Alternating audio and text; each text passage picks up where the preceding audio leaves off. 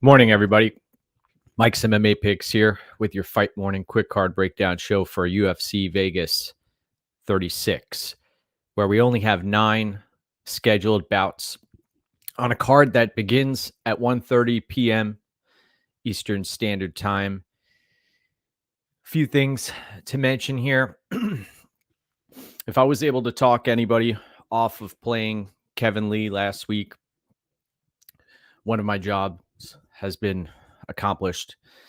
That was a sketchy card that we saw last week. And we have another one here today where we have Darren Till taking on Derek Brunson. And 7 out of 9 fights on this card are scheduled or are favored to end inside the distance. I think we are going to see a number of finishes here. Let's get things kicked off for everybody, where we actually lost. We lost a banger of a fight, the first fight of the night that was scheduled for today. Was Jonathan Martinez versus Marcelo Rojo. And I did not expect that fight to hit the scorecards, though. We head to the first bout today, where we have Dalcha champion, Dalcha Lungiambula, coming in at a DraftKings price of $7,800 and a betting line of plus 140. He's the slight underdog against Marc-Andre Barriault. Barriault, 12-4 overall record, minus 170 at the betting window, 8,400 in DraftKings. This fight takes place at middleweight, and we have a history here with Dalcha fading late in fights and Barriault coming on strong. Lungiambula coming in with his judo background. This is a guy who's fought up at heavyweight before, has fight-ending power, and could cause Barriault problems if he's able to connect here. Barriault, as we previously mentioned, fought his ass off against Sanchez and other fighters, Pihota. He's got to outlast Dalcha here. Dalcha, smaller octagon, getting acclimated to that new weight class. I think his cardio may be a little bit better than we've seen, though you can't trust what you haven't seen. That is one of my patented go-to mantras here. I'll be picking Marc-Andre Barriault to outlast Lungiambula, but proceed with caution. This is a volatile matchup, and you look up and down Barriault's record. This is a fighter who's lost a number of fights inside of the octagon to lesser opponents. Give me Barriault in that matchup. Now, we have a fight here between the 25-year-old Charles Jourdain, who comes in with his 11-3-1 record. This is a kid who will throw caution to the wind, a kid who one of his major red flags is his lack of takedown defense. He's coming in as a minus 175 betting favorite. You're not getting a great prop line on his inside the distance line. 8,900 in DraftKings, taking on a Jourdain-Erosa who does have a skill set that could potentially cause Jourdain problems if he's able to stick to a grappling heavy game plan. 25-9 record for Erosa. We've seen Erosa knocked out a number of times. Last time out against Choi, he didn't necessarily get flatlined. He wanted the fight to continue. He is a fighter who lays it all on the line. You know he's been rendered unconscious time and time again, but he does have a decent skill set. Erosa's a long fighter for the division. We saw against the Woodson in the Woodson fight what he's capable of. Plus 145 underdog here. DraftKings price is 7,300. This fight is a catch weight bout at 150 pounds. Initially, prior to the tape, I was leaning heavily into Charles Jourdain. After watching the tape, I see the gaping holes in the takedown defense, and that there's nothing more frustrating than putting money on a fighter and they get taken down and grounded out. That could potentially happen here, especially in a smaller octagon, if Erosa is able to stay conscious, and that's a big if. And I don't think he's going to end up staying conscious. And you look at the fight doesn't go the distance, is sitting at minus 200 right now. I'm going to be picking Jourdain to win this fight by TKO, but it could get hairy. It could get hairy here. And that's one of the reasons I think this card is a pass in a lot of respects. When you're playing DraftKings, you really need to consider that there are only 9 fights, 18 total fighters to pick from, and think about all those lineup combinations. A lot of people out there who are doing mass entry are going to have all these combos covered, and it's going to be hard to stick out from the pack. But you have to be able to put a lineup that you believe in into these contests. So I'll be picking Charles Jourdain there, but Erosa could potentially be a live dog if he's able to stay conscious. Next up, we've got Jack Shore with his unblemished 14-0 record coming in as a minus 595 betting favorite. DraftKings price of 9,100. Taking on Shore-Sholinian. Sholinian 9-1-1. We've seen him on the Ultimate Fighter, plus 395 underdog here, and a DraftKings price of 7,100. This is a bantamweight bout, my favorite division in the sport besides our flyweights. Jack Shore should have Sholinian covered in this spot. This is one of those bouts where it may be clear that there's levels to this. Jack Shore, the way he's able to get that body lock against the fence, take fighters down like Hunter Azor, etc. I expect him to see the same magnitude of success in this bout, and I'll be picking Jack Shore to win. It's just a question of is he going to be able to get this done inside the distance? There was a plus number hanging out there a couple of days ago. It's always nice to get a minus 600 favorite inside the distance at plus odds when you know that Shore has the ability to finish here. So I understand why folks are on that prop. I'll be picking Jack Shore to win, and he's got 15 minutes to work with inside of this octagon, so I think he does get it done inside the distance. Next up, interesting bout where we have a fighter coming in with a massive reach advantage. Ji-Yeon Kim, 9-3-2 overall record. This is a fighter who is a striker, who does not look to take fighters to the ground. She's been taken down in previous UFC fights, and she's coming in with a 10-inch reach advantage over Molly McCann, who has recently retired. This is her first fight back. 10-4 overall record, coming in with the blonde hair now and a minus 110 betting odds. DraftKings price of $8,000. We know Molly McCann is a brute. She will walk through just about anything. She will go for all 15 minutes. She runs into issues when she gets put on her back. And Kim isn't going to be a fighter who's going to do that. She's going to look to stay at range and land strikes of her own.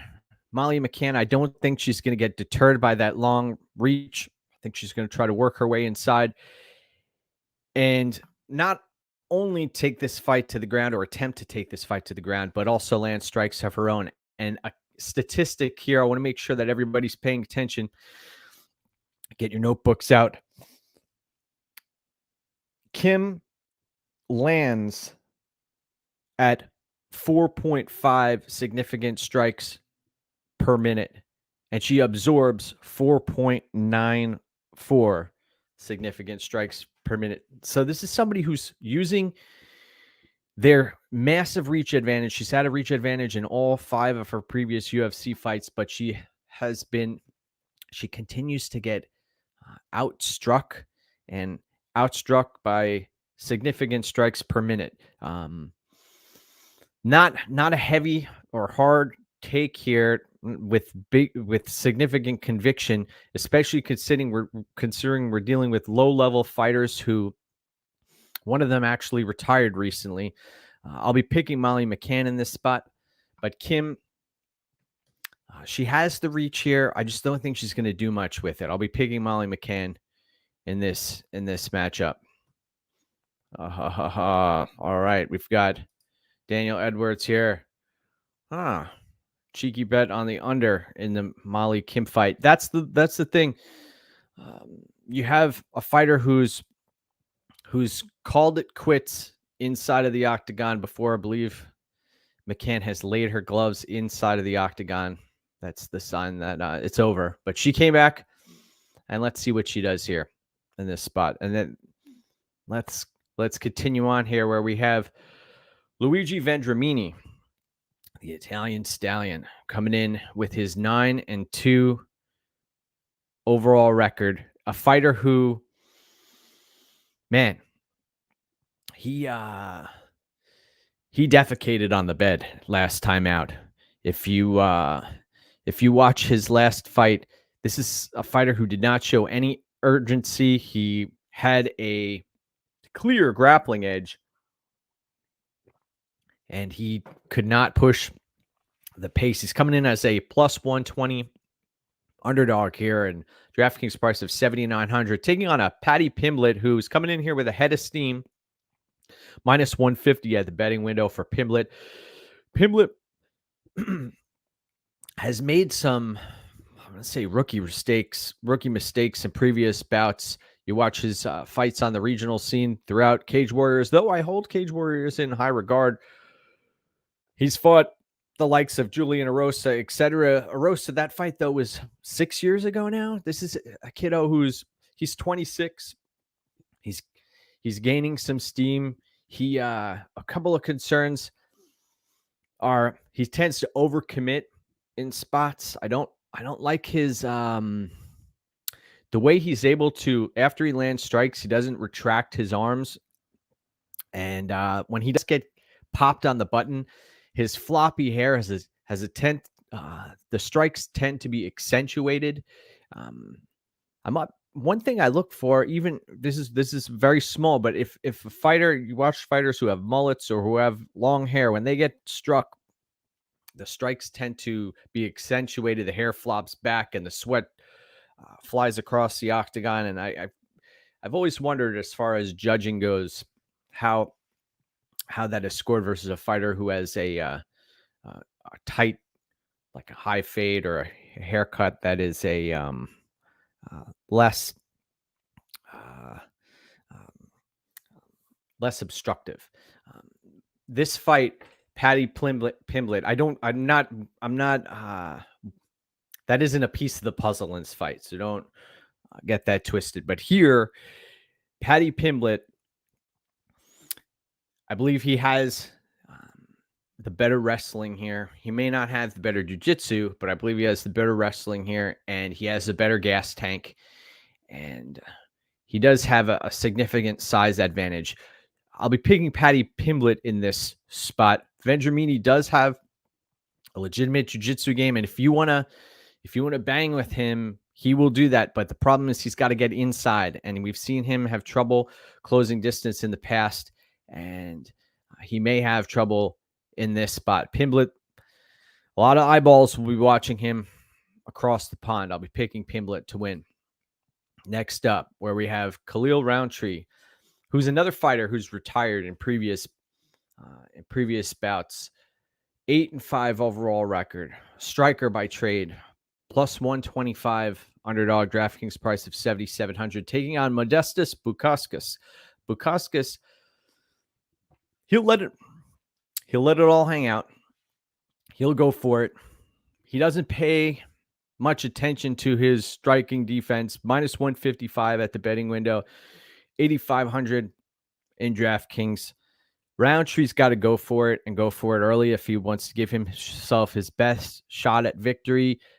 Bukauskas is going to leave himself vulnerable here. You look at the odds for this fight to finish, it's one of the highest on the card at minus 220. I don't trust Rountree. I don't trust him. And if you want to take a shot on him in DraftKings, I think it may be worth it. Though the longer this fight goes, Bukauskas should turn it up on Rountree, who has a tendency to fade. And I could see Bukauskas coming out here and making Rountree work for everything. Rountree it doesn't take much for Rountree to empty his tank, but when he does, when he commits to his strikes, you better watch out. So Rountree could potentially end this fight early, or Bukauskas could come on late and dispose of Rountree and take him out of there. I'll be picking Bukauskas. And don't hate on the Bukauskas by decision line. That is another one to take a look at. If Rountree isn't able to put Bukauskas away, there's the potential for that to happen. Let's continue up and down this card, where we have David Zawada coming in with a 17-6 overall record. Looks in great shape as always. Plus 100. This line has closed significantly, and you have Zawada, who, one thing about him is he has made some bonehead mistakes in the middle of fights, and he's fighting an opponent who, Alex-Morono, who has some of the same qualities here. Morono, who, if you pressure him, he makes mistakes. He will flop to his back. He will get reversed. 19-7 overall record for Morono. This is both he and Khalil Rountree dealt with morbid obesity as children and as young adults, and found mixed martial arts through their search to overcome morbid obesity. It's pretty disturbing that this happens so often. Morono, though, was able to right the ship and have a somewhat successful mixed martial arts career. Interesting to see Morono getting shots versus legitimate opponents. Morono, one of my most recent tweets, I posted something that's been permanently etched in my memory. His fight against Jourdain-Erosa, where he looked to be winning most of the fight, and then he's getting reversed. He's getting Morono, I believe he was in at full mount at one point, he was locking in chokes, and then he got reversed with a minute left in the fight and gave up position and gassed out. Morono, I don't trust him here. I don't trust him. I see Zawada as being the cleaner striker, the better grappler, the fighter who is not going to give up these positions like Morono does. I'll be picking Zawada in this spot, though this is, I believe, a high variance fight. This is going to be a volatile matchup. And if Morono goes for it, that's one thing that he does have, is the volume here. So Morono could potentially win this fight by emptying his tank. I'll be picking Zawada.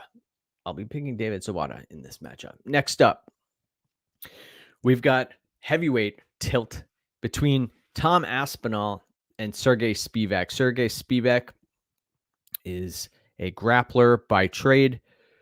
The polar bear is evident on his chest. 13-2 overall record.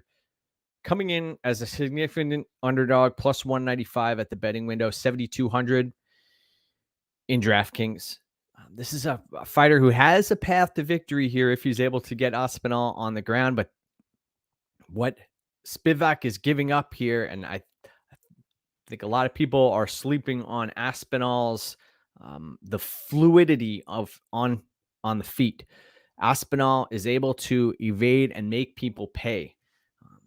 I see Spivak attempting to close distance, attempting to grapple Aspinall, and Aspinall getting out of the way using his phenomenal footwork at heavyweight, and then making Spivak pay here. I see Aspinall winning this fight by knockout and doing so early.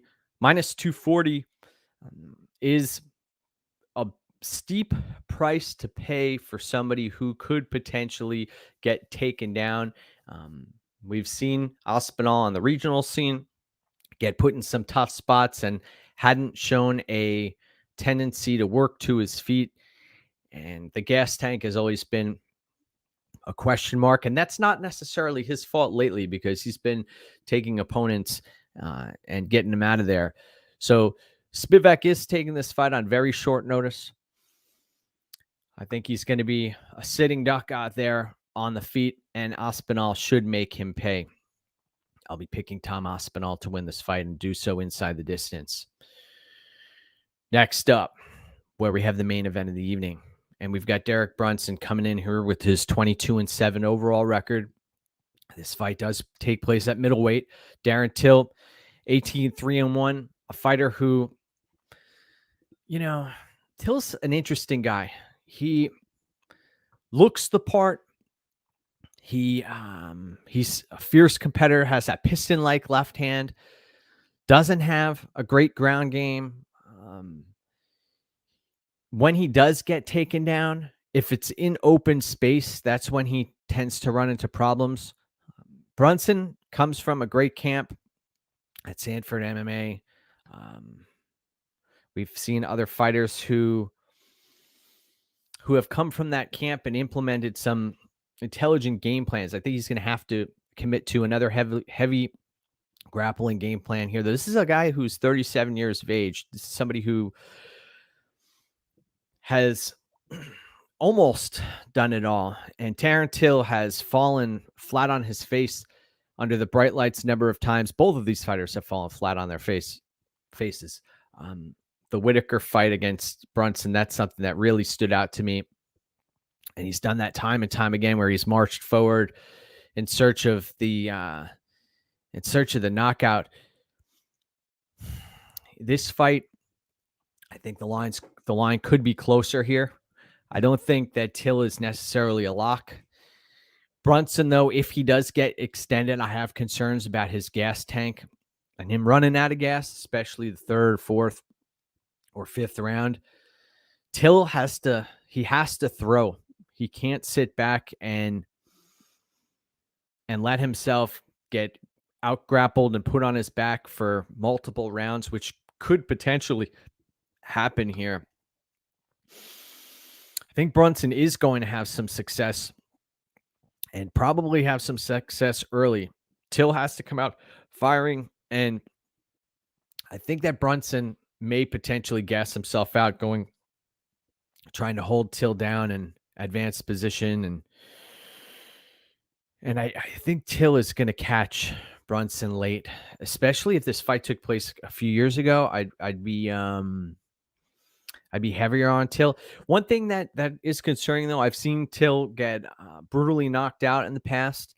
You watched that Masvidal loss, that did happen. And folks who think that Till has an iron chin, that is not the case here. Brunson has been in there with some tough opponents himself. I think that if Darren Till does win this fight, he does so inside the distance, so it's worth taking a peek at that line. But the pick is going to be Darren Till. Want to wish everybody a phenomenal fight day. Remember, it is there are a few things here. Results matter. Third-party tracked winner. We are here to win, and this is our time. So go get what's yours, my friends. I want to thank MMA Oddsbreaker and BetDSI. Let's do this. Let's get out there and dominate, and then we'll see you for the next UFC event in a couple of weeks. Let's do this, my friends. Good morning. Go get what's yours.